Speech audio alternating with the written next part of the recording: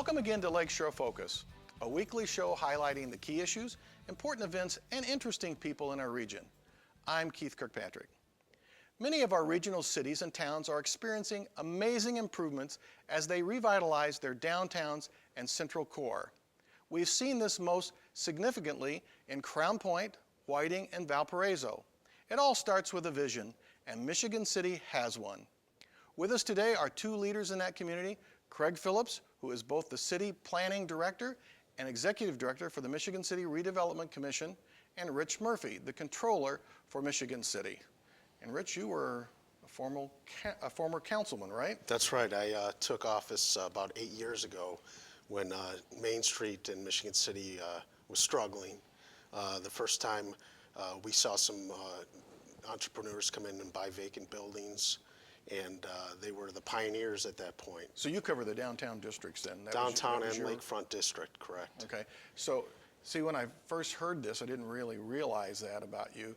And I thought, okay, I got the money man and the planner. There's going to be a fight here because, you want stuff done, and he says we don't have the money, right? Oh, absolutely not. We've been great partners with each other in the efforts we've been undertaking in Michigan City as a result of the energetic, positivity and the goals of Rich as the first ward councilman being a very good partner for us and helping making those things happen. Well, I've seen that, and I've seen this vision for what you guys got. It's very exciting what's being planned for Michigan City. So maybe we'll start with what condition was Michigan City in, the downtown, particularly the downtown district. Kind of describe its condition 10 years ago or historically where it's been. Like many downtowns, it was struggling. There was blight. There were vacant buildings.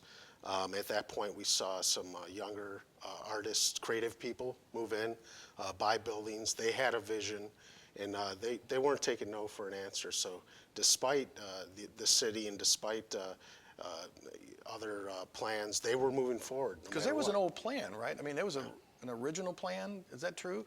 Before this one?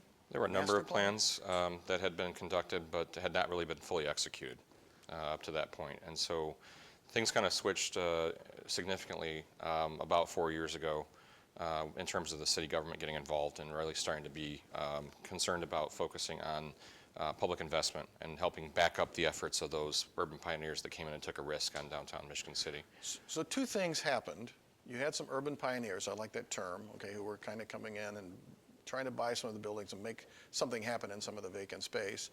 And you had a change in political leadership. And the new mayor, I think, kind of saw this vision for wanting to do something downtown. Was there any other what other stars or moons lined up at the same time? Because I think these things... Well, there was a collective realization that we had these assets, but in the past we didn't take action the way we could have. So I think there was a step up of leadership to say, this is our time, we're going to take some action. At the same time, we had some expertise come in the door in terms of Craig Phillips, who had a history of revitalization, and you had a mayor who was newly elected, Mayor Ron Meir, who was about action. So that was really the game changer at the time, and a concept called the Lake Michigan Gateway Implementation Strategy was hatched, and this was to be the playbook for the Michigan City comeback story. So I just want to make sure that our viewers understand this, because I think this is really critical. These are the stars and moons lighting up. You got the talent, you got a new leader, you got other leaders who say this is what's going on. You got some urban pioneers, you got an old plan with some ideas. So you got kind of the ingredients. Now you got to kind of mix it together. And I've seen this vision, and it's really pretty grand. Can you guys kind of give some description to that, Craig? I mean, what's it look like for our viewers to know what's going to happen downtown if everything happens the way you want it? Well, at first it focused on a collection of public improvement projects that are designed to basically improve the image of Michigan City. Michigan City, like many other communities, had gone through a period of disinvestment, and it was time to put a better face on our community, to give a better curb appeal, if you will, to the visitors to our community, but also engage our community in discussions about where we want to go in the future and try to instill some pride in our community that maybe had been lacking in some ways in terms of how we looked at our downtown.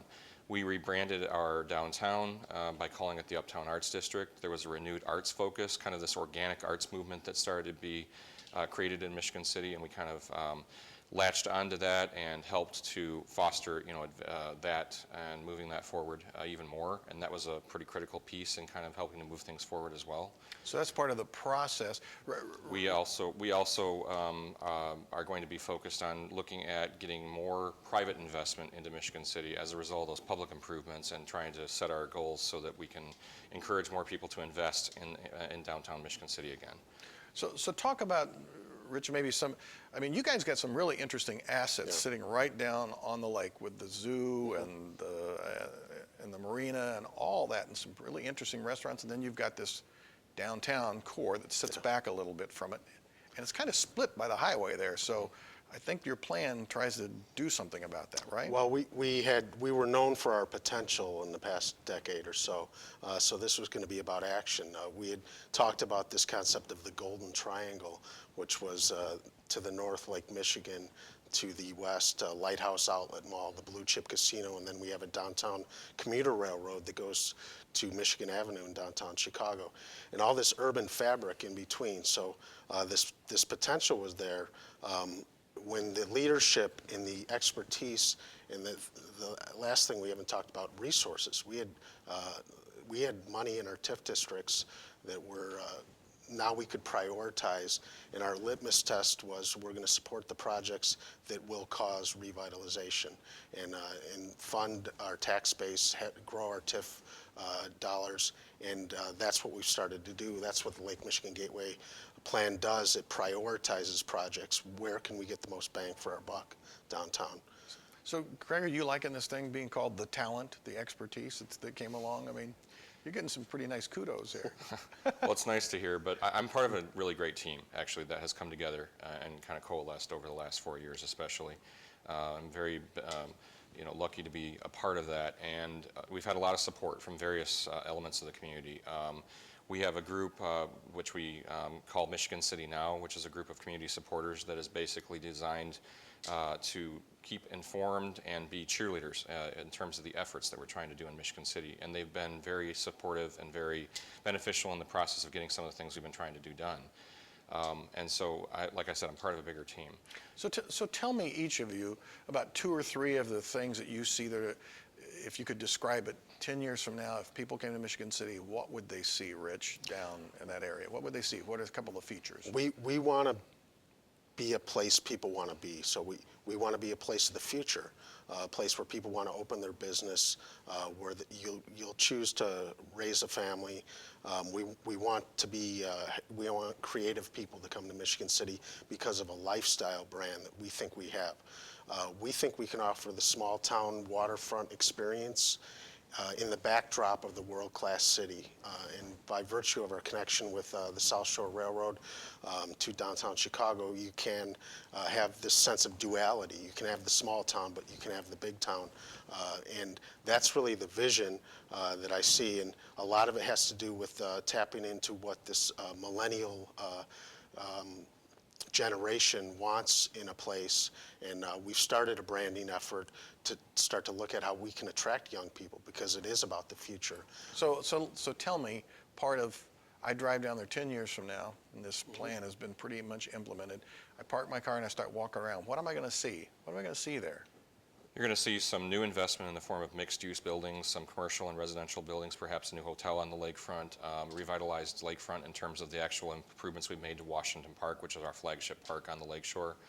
Hopefully we'll see a new arts and entertainment district that we're focused on creating, as well as Michigan City being recognized for becoming an industrial arts and design center.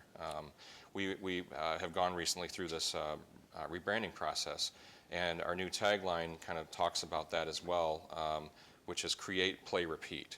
And the idea is there's a duality between the elements in Michigan City. We have the creative population in terms of people that have, whether it's breweries or artisans or people that are involved in some sort of innovation. And at the same time, they have the ability in Michigan City specifically to enjoy nature, to go out and enjoy the lake, to go fishing, to go kayaking, to hike in the dunes. So can I live down there?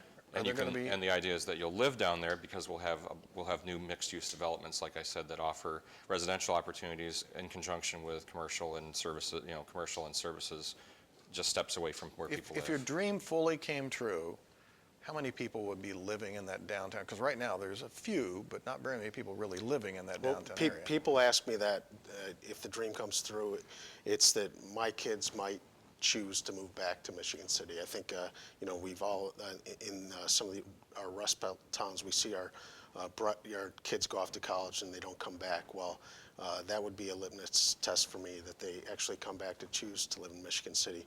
But this branding effort has really engaged the community, and I think there's a lot of momentum because we've embraced ourselves for who we are in Michigan City, all our rough edges and our imperfections and kind of a grittiness, if you will.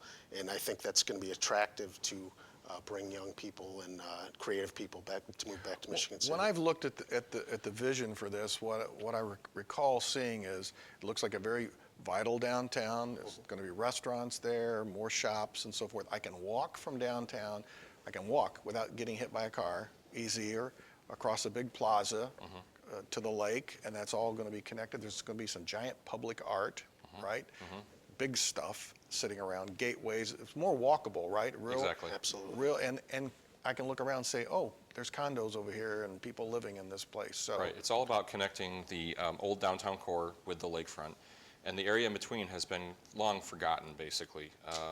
Over the years, it transitioned from an industrial kind of lakefront and riverfront to kind of a loss of investment and that sort of thing. And now we're really focused on reconnecting that from a pedestrian standpoint, vehicular standpoint, visually, seamlessly, between the lakefront and the core of the downtown, through that mixed-use development, through nice new plazas, public art, and basically a visual connection that tells you that you can get from one point to another easily, safely, and you'll know when you drive through on Highway 12 now, it's possible to miss Michigan City and not really know that you're even in a specific how are you going to deal with community. that? Are people, you going to go under it, or is that 12 still going to go through there? I think walk over it? Well, there will be actually designated, more specifically designated crosswalks with safety built into them and things like that.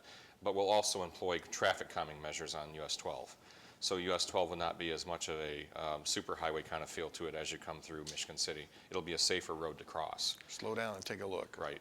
As you come over the Trail Creek Bridge near the casino or around the curve by the Amtrak tracks as you come into downtown Michigan City, you'll know that you've arrived in a particular place, and you'll know you've arrived in Michigan City and that there's a lakefront nearby. So you can't come down Trail Creek and like gun it down the hill as you're through the downtown. You'll want to actually pause and realize that there's a vibrant community there. And that's what people learn more about. And that's what people do when you see particularly large public art. They go, Right. God, that's a really cool building. Right. And what is that over there? That I think I've seen your giant beach ball idea. The big beach ball and umbrella.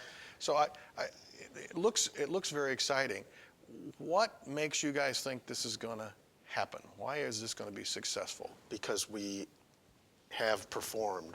We have a really exciting project that just had a grand opening, and this was a transformation downtown. Our largest downtown building, 7-floor building, was vacant for 25 years. Before that, it was the Montgomery Wards, it was a hotel, it was City Hall, it was doctor's offices and dentist offices. Generations of people used this building, and then it stood vacant there. And the toll it took on the downtown, you can imagine. The excitement when we slated that project for the first art space project in the state of Indiana that just opened last week. That is very exciting. That building was vacant how long? About 25 25 to 30 years. I mean, that becomes really a negative drain in a community, because it's Absolutely. like people say nothing's ever going to happen there. So by making this happen, you now have said something is going to happen. We've already seen the benefits of that. Just by announcing that we received the approvals we needed for that project and the receipt of the funding necessary for that project, we saw an influx of new restaurants and shops around the actual site itself. And now the art space is actually opening this month with 44 new Artist Live workspaces that are designed to further revitalize and make our downtown even more vibrant, it's becoming reality. It's not just an idea, it's not just a promise, but we're actually delivering on that promise. So one of the downsides of Northwest Indiana we've had for a long time is we sometimes just don't believe in ourselves. So how do you deal with the naysayers who are already saying, or continue to say, nothing's ever going to happen? We've had plans before, nothing ever took off. We've proven that wrong. We deal with this all the time, and the way that I deal with it is you play your own game. So it's a positive game, and you can't worry about what the naysayers do. You just get more people on your team, and you move forward because you believe in yourself and you believe in Michigan City, and that's how we've gotten to where we've gotten so far. But we've already implemented substantial projects and executed on some of the plans that we have made promises about. We at first attacked kind of the low-hanging fruit, if you will, of just some of the more visual character and that sort of thing, and things like art space. And we plan on demolishing our existing police station. We build a new police station that will be opening later this year. We'll offer that site up for new redevelopment and kind of the focus area that you talked about, that where Highway 12 and Franklin Street come together. So we're actually executing and delivering on these promises. It's not just about saying we're going to do something. We've actually done some of these things already. So we're proving the naysayers wrong already. And there's really quite a few. I mean, you guys have done some incredible things cleaning up Trail Creek and made that really beautiful. There's some buildings. You've got people moving into the downtown. You've got the art center. Visually, people can see these improvements starting to take root. Yet some of them are going to go, this is still not going to happen, right? They can say that, but I'm actually starting to hear in the region more and more about, hey, look what's happening over there in Michigan City. Have you seen what's happening in Michigan City? I mean, for example, we decided to kind of break the mold and do something fun in the wintertime. And so next weekend, we're having our second annual Shelf Ice Brew Fest. It was designed to get more people into downtown Michigan City, into the Uptown Arts District, and enjoy themselves in the middle of the dead of winter.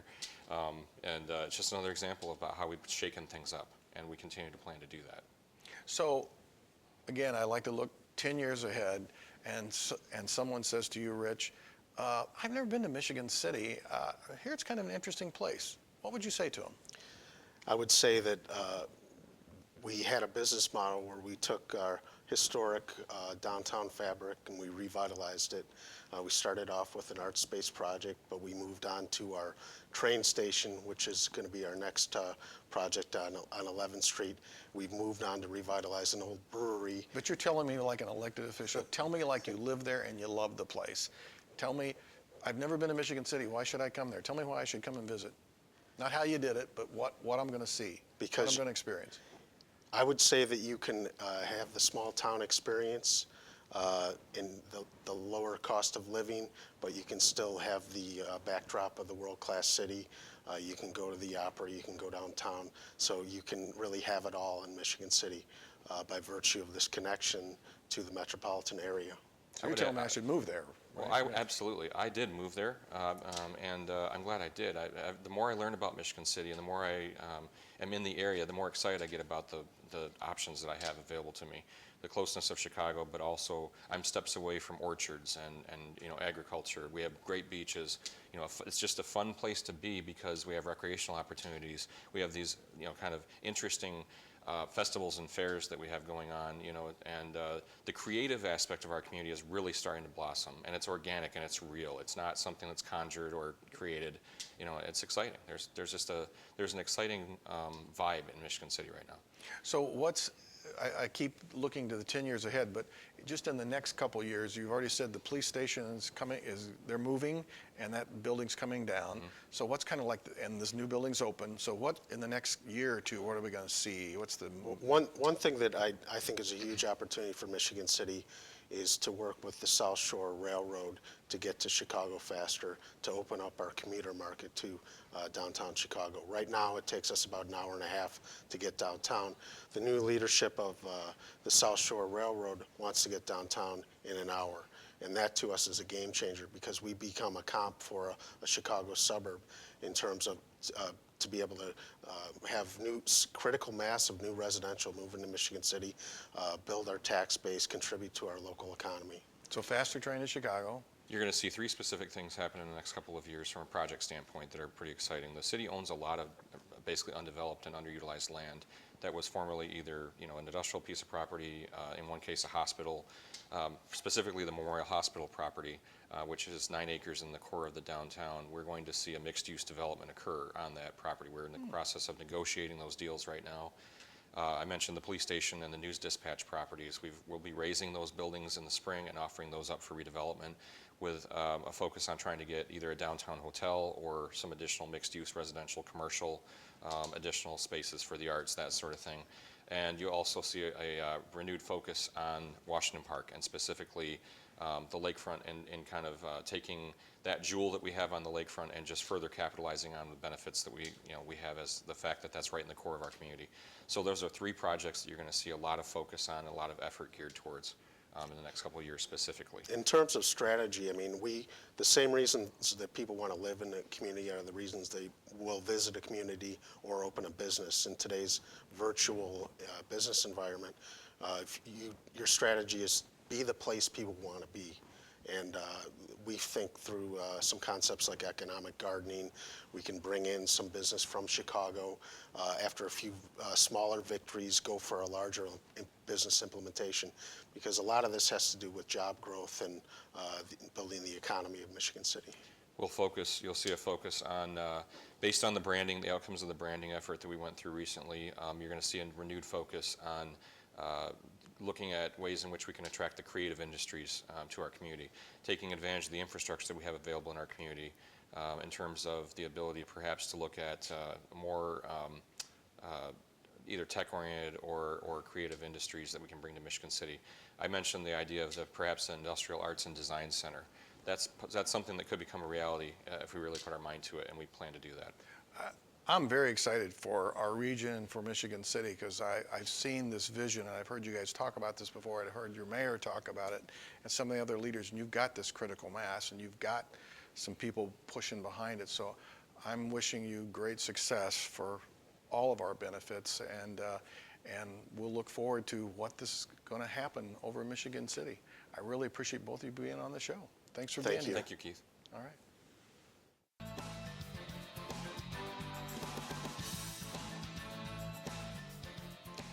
Great changes have occurred throughout history when a person or group of people had a vision for what they wanted to happen. It begins with recognition and understanding of a problem or situation. From there, the vision takes root. If the dream is the child of an individual, that singular person drives the process.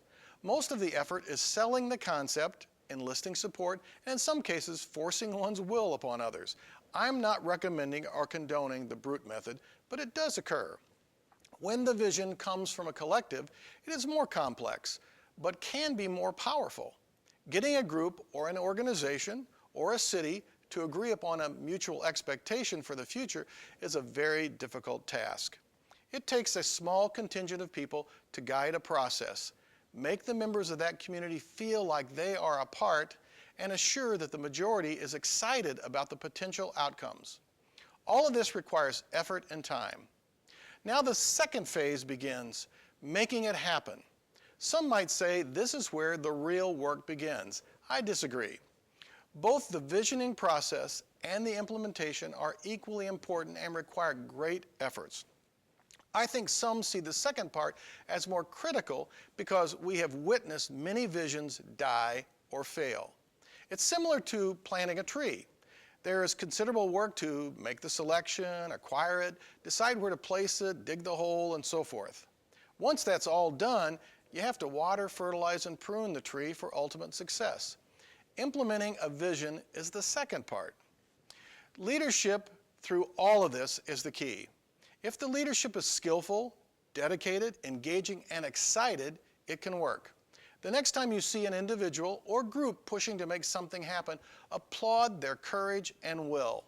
Creating a vision and implementing that same vision is not for the faint of heart, but our world is better from the efforts of those who do it. Thanks for watching. We would like to hear your comments about today's show or anything happening in our region. You can send your emails or convey your thoughts through our website. Both are listed on your screen. Next week, we will be introducing the host of a new show. He is the incredibly talented and highly entertaining Gerard McClendon. His show will follow Lakeshore Focus. Join us for both broadcasts. Until then, I'm Keith Kirkpatrick saying, make a positive difference in our world today.